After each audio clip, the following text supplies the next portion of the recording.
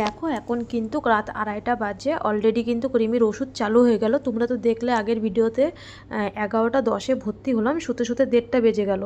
যখন 2:30 বাজে তখন থেকে কিন্তু রিমির ট্রিটমেন্ট চালু করলো। এটা আগের দিনের ভিডিও, আমি আজকে 2 দিনের ভিডিও একসাথে করলাম, কেননা কালকে আমার শরীরটা এতই খারাপ করেছিল, আমি কোনো ভিডিও শ্যুট করতে পারিনি। মানে আমার শুধু ঘুম পাচ্ছিল, 9 দিন 10 দিন আমি একভাবে চেয়ারে বসা, ঘুমাতে পারি না।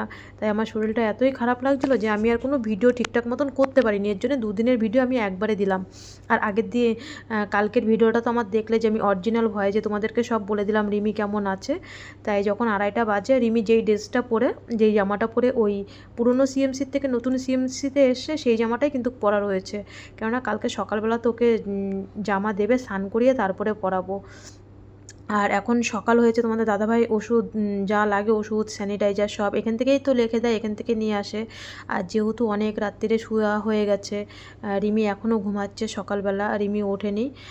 তারপরে তুলে তোমাদের দাদাভাই হচ্ছে ওকে বিরাজ করালো। আর যেহেতু ওর হাতের চ্যানেল করা ছিল, দেখো মেয়েটা আমার কি কান্না করছে, এই হাতের একটা চ্যানেল না, ওর খুব ব্যথা যন্ত্রণা করছিল। তখন বলল, আমরা অনেক রিকোয়েস্ট করার পরে একটা চ্যানেল খুলে দিল, যে ওর খুব ব্যথা করছে, 4টে চ্যানেল তো, একটা চ্যানেল খুলে দিল। আর ওর যেন মেয়েটা না এত কান্না করছিল, মনে হচ্ছিলো আমি বাড়ি চলে যাই। আমি এমন কথাও বলছি, আর বিএমটি করবো না, চল বাড়ি চলে যাই মা। আর যেন না খুব কষ্ট পাচ্ছে মেয়েটা আমার। আজকে হয়তো আমি 3 দিন পরে তোমাদের সাথে ভিডিওটা শ্যুট করছি, একটু মানে ভাল ভুল দিচ্ছি, একটু ফোন দেখ এই দেখ, কিন্তু আর তো শোনে না কথা। ও কি কান্না করছে বাড়ি যাবে বলে, বলছে আমি আর সহ্য করতে পারছি না, যেন না ও কি বলছে যে আমার কেন ভগবান এত কষ্ট দিচ্ছে।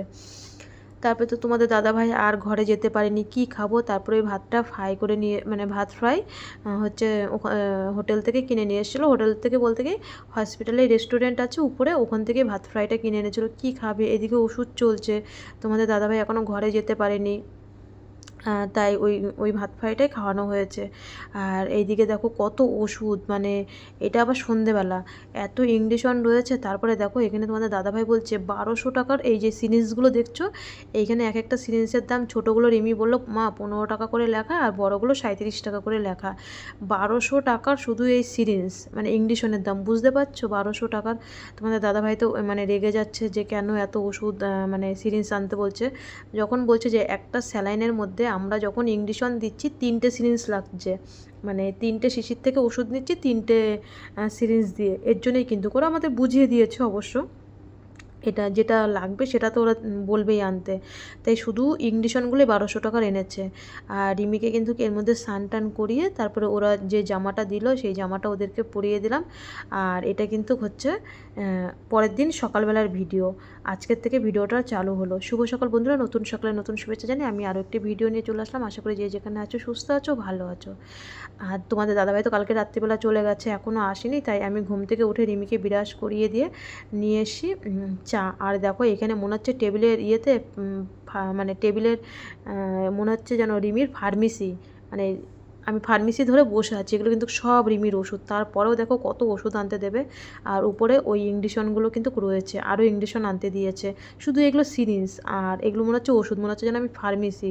একটা বাচ্চা এতদিন পরে এত ট্রিটমেন্ট হচ্ছে, এত কিছু দেওয়ার পরেও এখনও এত ওষুধ।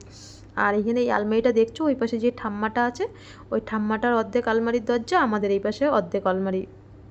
আর এই যে আমাদের নিচে জামা কাপড়, মানে আমার আর রিমির হচ্ছে জামা কাপড়, রিমির মানে তো ওই মানে হচ্ছে হসপিটালের ড্রেস পরছে।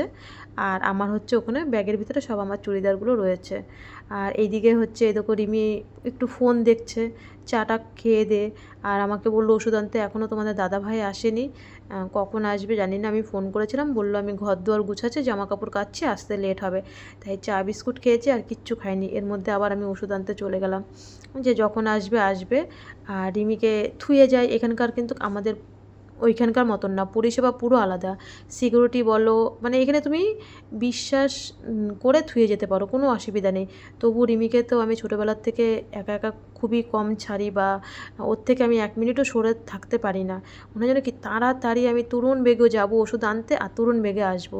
এদিকে এসে আমি ক্যাশ কাউন্টারে টাকা জমা করে বললো নাম ধরে ডাকবে সবাই, এরকম। এই 3তলায় এসি, 3তলা ওষুধ নিতে আসে, তোমরা দেখেছো 3তলায় রিমির যে পরবর্তীতে বিএমটি হবে, 3তলায় হচ্ছে ওর অজ্ঞানের ডাক্তার দেখবে। দেখবে, তারপরে ওর যে বুকে লাঞ্চে যে চ্যানেল হবে সেই ডাক্তার দেখবে। আর অলরেডি আগে একবার দেখেছে, আর মাঝখানে দেখার কথা ছিল, আমার কপালে হয়নি, দেখতে পারিনি। তার মধ্যে নাক মুখ দিয়ে আবার ব্লিডিং বেরোলো, আবার হসপিটালে ভর্তি হলাম, যেটা আর কি হয়। আর দেখো এই দাদাভাইদের সাথে আমি এখানে বসেছিলাম, ওনারা জিজ্ঞাসা করছিলো কোথায় বাড়ি। ওনাদের বাড়ি বেথুয়া ডুরি, মানে আমার বাবার বাড়ির ওইদিকে, তাই একটু বসে কথা হচ্ছিলো। তারপরে ওখান থেকে ওষুধটা দিল, আবার ওষুধটা নিয়ে আসলাম তাড়াতাড়ি করে। আর দেখো কত ওষুধ, তোমরা তো দেখলে ওর টেবিলে হচ্ছে মানে এত ওষুধের ফার্মেসির মতন, তাও ওষুধ। আর তাড়াতাড়ি করে যেন না ওষুধটা নিয়ে এসছি। ও যেহেতু শুয়ে রয়েছে, জানি যে কিচ্ছু হবে না, তাও একটু কেমন জানি আমার লাগে। আর আমি দৌড়াতে দৌড়াতে আসি, আবার যেন না বলেছে ওষুধ আনতে, আবার গেছি ওষুধ আনতে, যেন না মানে একবার আসছি আবার যাচ্ছি। এদিকে দেখো তোমাদের দাদা ভাইও আসছে না, সব আমার একাই করতে হচ্ছে। আর ওষুধের একটার পর একটা ওরা ওষুধ বলে যাচ্ছে আর এনেই যাচ্ছি। ওষুধটা এনে দিয়ে আবার বলছে ও তরমুজের রস খাবে, ও এটাই খেতে ভালোবাসে, তাই এটা আবার দৌড় দিয়ে গিয়ে আনলাম। সব কিছু একার উপর দিয়ে যেন না মানে ছুটতে ছুটতে যাই তীরের বেগে, আবার ছুটতে ছুটতে আসি। আর ও এটা খুব ভালো খায়, তো এর জন্যে আমি ওকে, তার মধ্যে তোমাদের দাদাভাই চলে এসেছিলো। আমি এসে শুনছি যে ওর বাপি এসে কী খাবার এনেছিল, আমি এখনও খাইনি, জানিও না কী খাবার এনেছে, আমি জানি না। ওই ভাতটা খাইয়ে দিয়ে ওর বাপি আবার চলে গেল দেবা ম্যামের সাথে কথা বলতে। দেবা ম্যাম কী বললো, পরে বললো যে দেবা ম্যাম নাকি বলেছে যে এখানে কি বলে, যদি এখানে ছুটি দিয়ে দেয় তাহলে ওরা ওই দিক দিয়ে প্রসেসিং চালু করবে, আর যদি বিক্রম স্যার বলে যে না 2-1 দিন পরেতে বিএমটি চালু করবে, তাহলে ছুটি দিয়ে রুমে নিয়ে যেতে হবে। এবার ওর শরীরের উপরে ভিত্তি করে তারপরেই করবে। তারপরে আমি যেহেতু শুনলাম যে তোমাদের দাদাভাই এসে, আমার সাথে দেখা হয়নি, ও এসে রিমিকে খাইয়ে দিয়ে ও চলে গেছে ওখানে। আর এই যে ওষুধগুলো আনলাম না, রিমিকে এই মলমটা দিয়েছে। আমরা ডাক্তারকে বললাম যে ওর খুব ব্যথা যন্ত্রণা হচ্ছে, যেখানে যেখানে ইঞ্জেকশন দেওয়া হয়েছে একটা মলম লিখে দিতে। তারপরে উনি একটা মলম লিখে দিল ডাক্তার, আর এই মলমটা নিয়ে আসলাম। বলল দিনে 3-4 করে দেবে, যেখানে যেখানে সুই ফুটিয়েছে। আর দেখো ওর প্রচুর জায়গায় সুই ফুটিয়েছে এই কয়দিনে, এই 8টা দিনে। প্রত্যেক দিন যদি এত সুই নেয়, আর এত চ্যানেল করা ছিল, আর আমি 3 থেকে 4 বার ওর শরীরে লাগাচ্ছিলাম সারাদিন। তারপরে স্কিনের মলম ছিল, সেগুলো তো আর শেয়ার করা হয়নি, যতটা পারি শেয়ার করি। ও একটু ফোনও দেখে, ফোনটা তোকে একটু দিতে হয়। ও এখনই বলছে মা এই ঘরে দেখো 2 দিন ভর্তি, তাই না আমার ভালো লাগছে না, কেননা কেউ নেই, আমি একা একা, আর ফোন দেখতে কত ভালো লাগে। কেননা ফোনটা আমার কাছেও থাকে, আমি ভিডিও শ্যুট করি যেহেতু, ও তো সবসময় দেখতে পারে না। আর ওর বাপির ফোনটা মাঝে মধ্যে থুয়ে যায়, বলে তুই দেখ আমি ঘর থেকে রান্না করে নিয়ে আসি। তারপরে সেই সবগুলো তো তোমাদের সাথে শেয়ারই করতে পারি না, কারণ ও একটু ফোন দেখে যে। আমার তো একটাই ফোন, আর ওর বাপির একটাই ফোন, যে ফোন আমাদের এক্সট্রা তা তো না। ওইভাবেই আর কি একটু কষ্ট করে চলতে হয়। আর রিমির তো এখানে একটু মন বসছে না। ওখানে অনেক লোক ছিল, নার্সগুলোর সাথে আমাদের পরিচয় হয়ে গেছিলো, সিস্টারদের সাথে, ডাক্তারদের সাথে।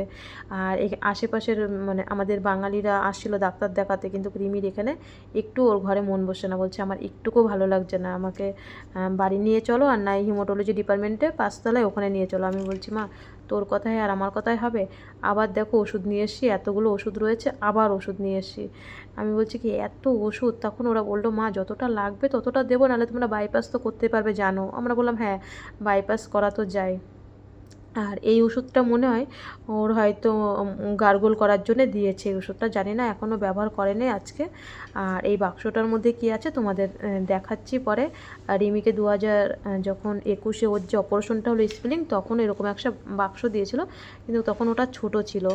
আর এই দেখো আবার প্রেশার মাপতে চলে এসছে। এখানে তো একটু পরপর প্রেশার, হাইট, ওয়েট সব মাপতে আসে একটু পরপর। জানো কালকে রাত্রির 3:30টার সময় ওয়েট মাপতে এসছে। যখন একটু ঘুম ঘুম আসে তখন ওয়েট মাপতে আসে, জানো না এখানে না 2 মিনিটও ঘুম হয় না।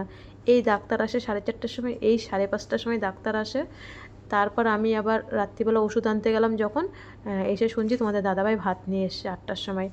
আর রিমি না বাথরুমে গেছিলো নাকি, ওর বলে জামাটা পুরো ভিজে গেছে। জামাটা খুলে তোমাদের দাদাভাই কী করলো, ওকে হচ্ছে উন্নাটা গায়ে দিয়ে রাখলো, বললো একটা ওকে জামা দিতে, বললো দিচ্ছি 5 মিনিট ওয়েট করো। যেহেতু আমি ওষুধ আনতে গেছি।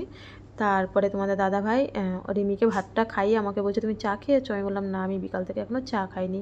তাই চা নিয়ে আসলো, আর রিমির জন্য একটা তরমুজের রস নিয়ে এসেছিলো। ভেবেছিলো আমি মনে হয় রিমির জন্য আনিনি, তাই আবার উনি আবার নিয়ে এসছে আসার সময় 8টার সময়।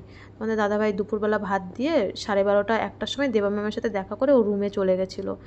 তারপরে রিমি ওটা খেলো। আর দেখো একটু চা তো খেতেই হয়, আমরা তো সন্ধ্যেবেলা কোনো টিফিন খাই না, ওই সকালের চা আর হচ্ছে সন্ধ্যেবেলা চা, 2বার ভাত এই খায়, আর কিচ্ছু খায় না।